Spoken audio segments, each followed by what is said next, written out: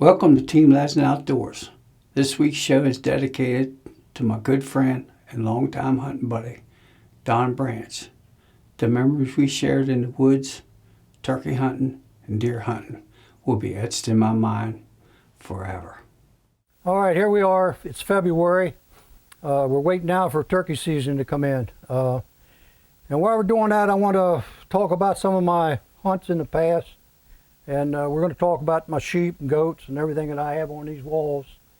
And it's something for me to remember by when I get a little bit older. Not old, but older. So I can sit back and then really enjoy these videos. And my friend Donnie Kirby's doing this for me, and I love him for doing it. First thing I'm going to start with is my my Bighorn sheep. It was way back in, I'm not even going to remember the years, probably in '68 or somewhere along there. That Bighorn sheep up there is a real good one. It had just made the book in Boone to Crockett. And what I'm so proud about that is I got it on my own. We went out to Great Falls, Montana, and down into Helena and looking for horses. We're going to pack our own, get our own horses, and pack back on our own, which we did. So I'm going to make it a little short. We got going down the highway in the truck. I was going over Wolf Creek, Montana, and all the horses went down. This is just some of the troubles you go through on these hunts. And one of the horses down, and they were standing on his head, and I stopped, and the old truck was swaying. And there was an Indian coming up the road, and he stopped, and he helped me. So I asked him what he was going to do in the next couple of weeks. He said, I don't even have a job. I told him, I said, how much would you go along to wrangle for us? He said, $5 a day. I said, you're hired. But anyhow, we made it back into Bob Marshall's, packed, and went on back into the bushes. And it took us over the Continental Divide. We went over Continental Divide. It took us about 14, 15 hours.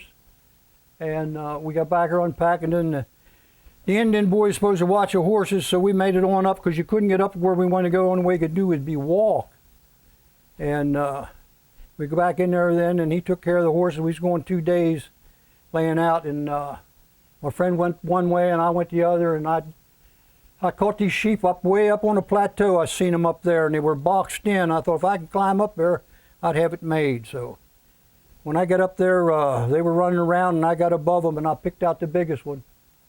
And I made a good shot on him, and he went down. He fell over a cliff, and I had to climb down and get him, and I skinned him out, caped him out, and I brought him on down. And that night, well, we had to come on back down into the valley. So my buddy and I, we caped out and got all of our camp equipment. But this is what was really funny about this trip. We wore ourselves out. I wore my my bottoms of my shoes, I wore clean out. The only thing, the tongues, they were flapping up down, so I cut them off.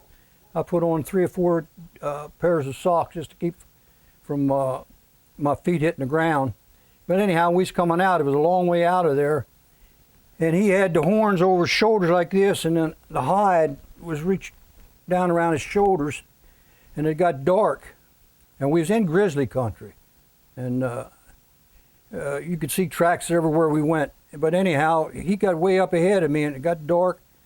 And I was slipping up through there, and I seen this form standing there, and I thought, what in the world is that? And I kept thinking about a bear. I said, that can't be him because it's too big.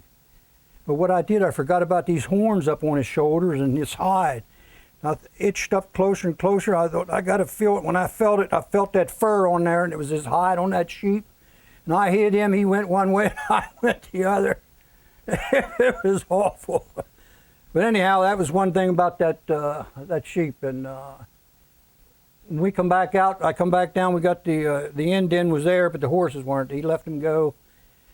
So we had gathered up 2 horses we could pack out. We had to walk clean out, and that was 25 miles.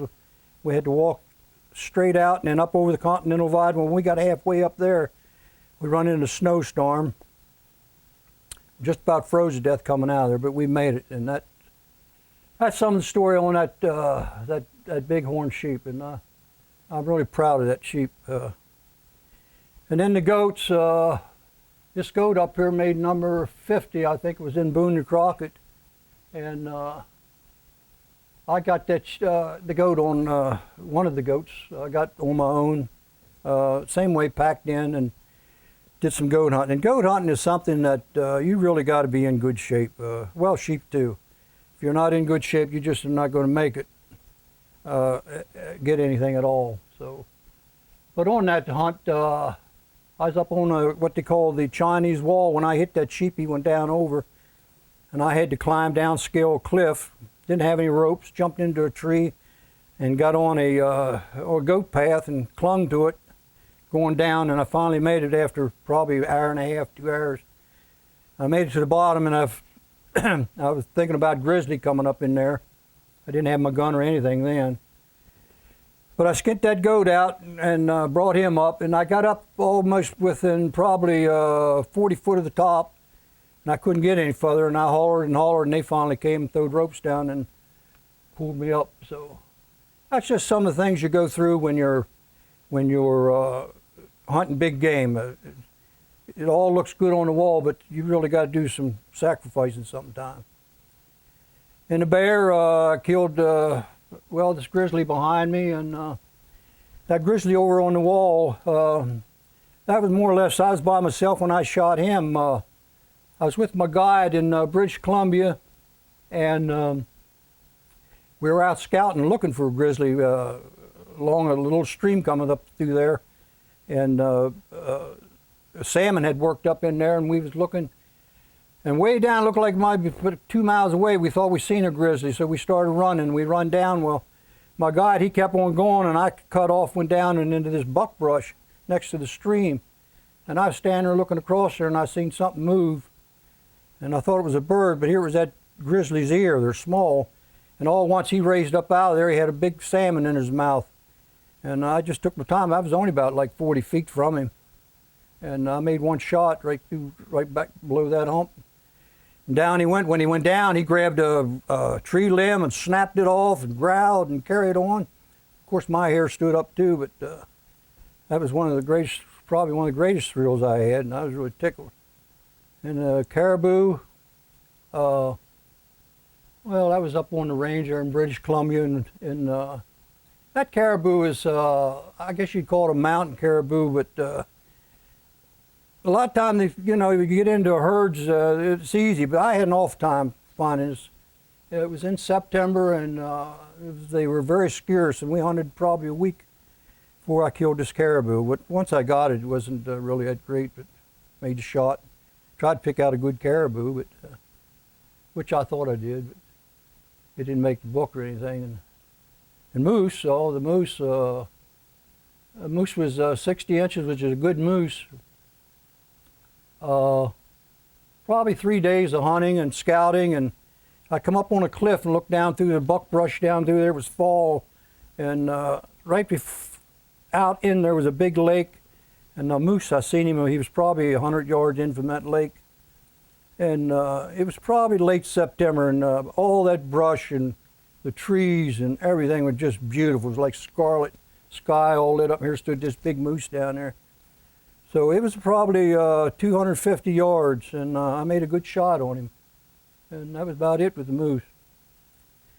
And the elk, I killed that in Alberta, and I was on a combination hunt with Willie Mahowski, who's probably one of the greatest sheep hunters in the world. He hunted with Don McConnell and all those guys that you read about a lot, and I was really tickled to get a trip with him. And like I say, I was a combination hunt and for goat and sheep and elk. And on that trip, I killed that elk. The boy was way down. He was walking through an area down there below timberline, and I was above, and that elk come running out, and it just looked like a big old deer coming out of there. I wasn't know much about elk hunting, but I made the shot, one shot, and down he went. Antelope, Wyoming, Buzzard Ranch, and then those years, that was all open range out there. No super highways. You ride across out there and be cattle running and everything else. And it was the good old days. We went out, we had $175, an old beat up vehicle, and gas was cheap, and we lived right out in Indian huts, and we killed deer and antelope, made a big stalk. It was right out. I had to do a lot of stalking and made a good shot on that. And it was a pretty good antelope. Bobcats, I killed one in Montana. It was eating on a deer. In fact, the deer I killed, I didn't get it out and went back in the next day to bring the rest of it out. And I glassed down and seen moving down there. Here was this bobcat on him. So I made the shot on that, and I was tickled with that. It was a big bobcat. And then I also got one in West Virginia while I was deer hunting. So all in all, I did pretty good. A lot of good memories and deer. Well, we got a lot of deer here. I guess the best one is when Donnie Kirby and I was hunting, bow hunting down at the farm, and we spent, oh my gosh, months or so trying to get a good head. We passed up a lot of deer, and finally one day one afternoon we decided the place we was going to go, and Donnie started rattling and carrying on, and was trying to get rid of a couple button bucks that moved in there and scare them out of there. When we did that, all at once, here come this 8-point out. I think he's up here hanging, and bow hunting, and he come across there, and I made a good shot on him, and that's probably something I'll always remember. That picture over there showed him, and it was really nice. It was a good experience. And a mule deer, you know, that's a good mule deer. Back then, that was real good mule deer, and I got him. I wasn't really hunting mule deer. I was after sheep, and I was climbing up in on this razorback. And I looked up in this valley, and I seen these two big animals standing there, and I glassed me. Here was two big mule deer. The one I got, and the one that was really big, and they stayed as high as the goats by themselves. And why, I do not know, but I made a stalk on that one, and the big one went on out. Got by me. I don't know where he went, but that mule deer I'm really proud of, and it was as high as where the goats was. Reason, I do not know. That's all I want to say. I don't understand that. What? No, just too, unless they was queer. Maybe they broke off, went on their own. And turkey. I do love the turkey hunt. And we're going to go this spring, and we're going to try to, we heard a lot about these blinds and so forth. American Step makes them, and we're going to put one up and see if we can't shoot a turkey with a bow out of the blind. So that's next thing on. And when I get that done, I guess I'll maybe relax a little bit. Now my mouth's getting dry, I'm going to have a drink of Coke.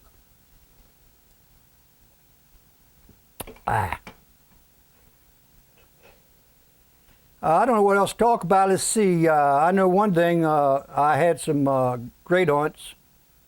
And those hunts hunting sheep and goats is something that it'll stick with me forever, because you've got to go through so much. It's unbelievable what you go through to get the heights and stuff you got to climb, and the adventure that you have in that hunt there's nothing compared to it. I know whitetails is a favorite for everybody, but there's nothing like those big animals out there in that high country. And anybody does it will say the same thing. And everybody that hunts should do it. I mean, sometime before they croak. And I had a good wife that stuck by me. She never complains about me hunting, and that means a lot. Really a lot. Because they got to go with you or you don't get anything. I remember my father, when he used to go squirrel hunting, and he just loved it so much. My mother always said one or two things that would just ruin his day. You know, and that's all it takes to ruin your trip. So it's good to have a good woman who goes along with your hunting. God bless them. Today's first day of spring turkey. It's been a very cold spring. I don't know what's wrong with the weather. It just won't cooperate with us. Turkey's doing nothing, so I'm figuring it's the weather. Is the main reason for that. They always say in cold weather the turkeys just shut down, and I believe this is true. We got a perfect setup here. We're sitting in a blind. We're trying to outweight them, call them every half hour or so. But one thing about this this blind we're setting in, it's all black inside. And we've got a big opening here. And nothing can see us. This is what's so outstanding about it. You'd think, and we tested it because we've had squirrels and we had crows, and we move around in here, and it works. So we know this for a fact, and it for anybody that can't get around the woods and wants to put up a blind, this would be the deal. Make sure it's black inside and wear black. Paint your face up a little. They won't see you. So we got everything going for us, but we just don't have any turkey. So let's hope something will soon come along. What do you do about this gray hair? I'll cover it up. Make sure you cover your gray hair.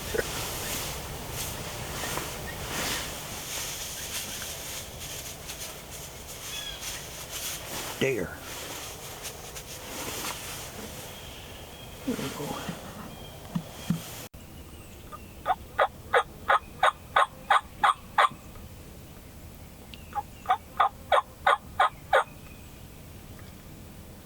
Here comes some. Here comes some turkeys. There's a lot of them.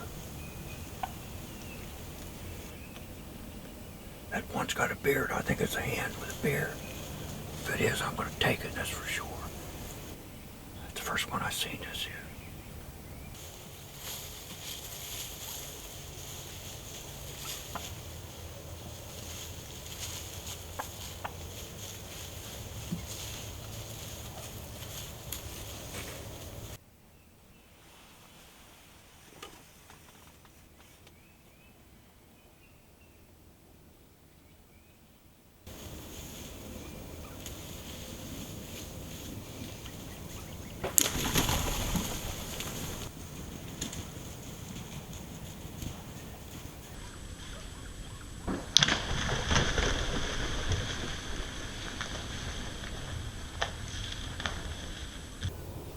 Okay, today I'm with my buddy Donnie Kirby. We've been scouting for 3 days, and we've seen a lot of turkeys, so we set up our blinds yesterday morning. And we know that there was a couple bearded hens in that flock, and we was hoping the gobblers would come in. But I told Donnie, I said, if I get a chance at a bearded hen with the bow, I'm gonna take it. So this morning everything worked out. We had turkeys come in. Well, you'll see it on film, of course. And I waited and waited and waited, and I thought maybe a gobbler would come in, but I had a good shot at this hen, and I taken it. And what happened? I thought, well, I read about it, a guy shooting at the head. I thought, well, I'll either get it or miss it by shooting. So I hit it in the head, and it went down over the bank, flopped and everything. And I told Donnie then, I said, man, I'm too old to get down that steep bank. You go get him. So he went down and got it, brought him up, and here we are. And things worked out good. We ought to have some real fine film there for people to see. This morning, we're inside the blind, Donnie Kirby, and we're trying to get a turkey with a bow and arrow this morning. What we did, we set up in here, all black inside, and we dressed in black. We got a big wide opening, and hopefully they can't see us. We've been working on this setup for about a week. We found turkeys in here, so we're going to see how it goes.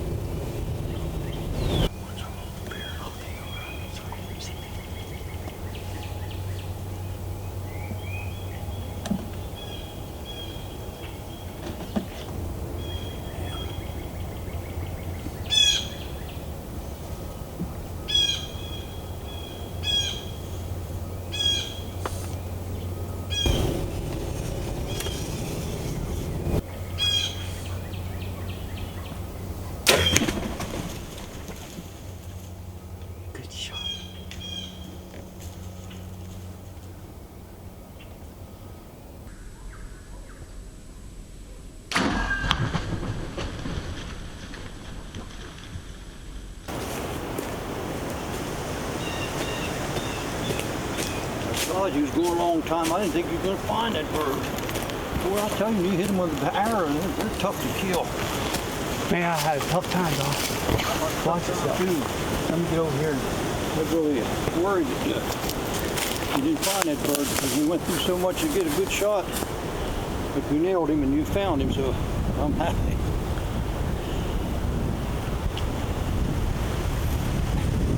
I guess the secret to the success on this is just blind. Just look at that opening in there and you sit back in there, they can't see you.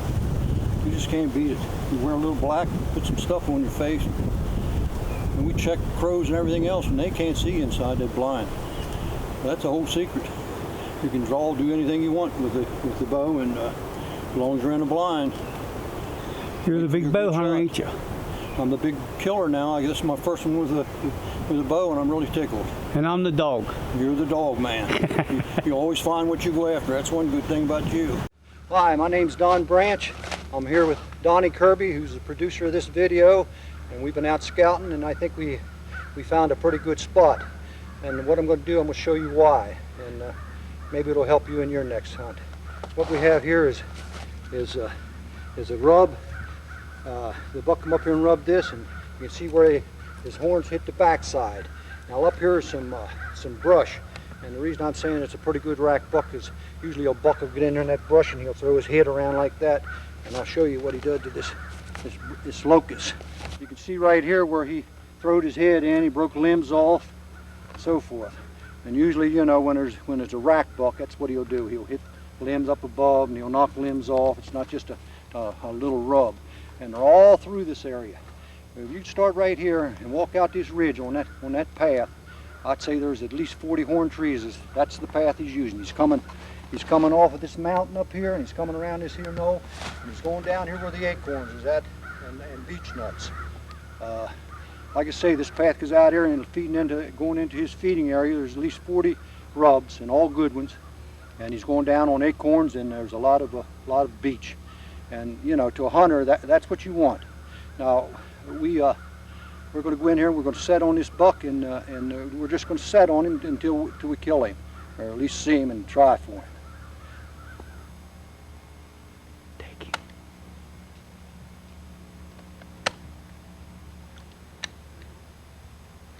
They've been in position since an hour before daylight. Sitting through the sleet and freezing rain, it's now only minutes before the dark. The firing pin in Don's gun froze. Will he get a shot before this opportunity slips away?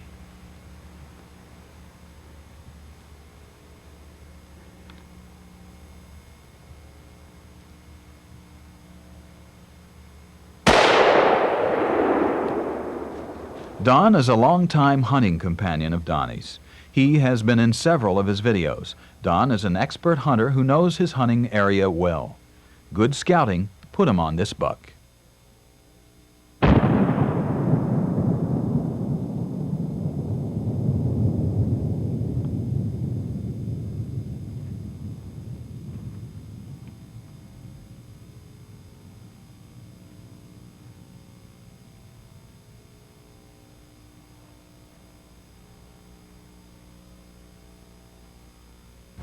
I'll tell you one thing, Donnie.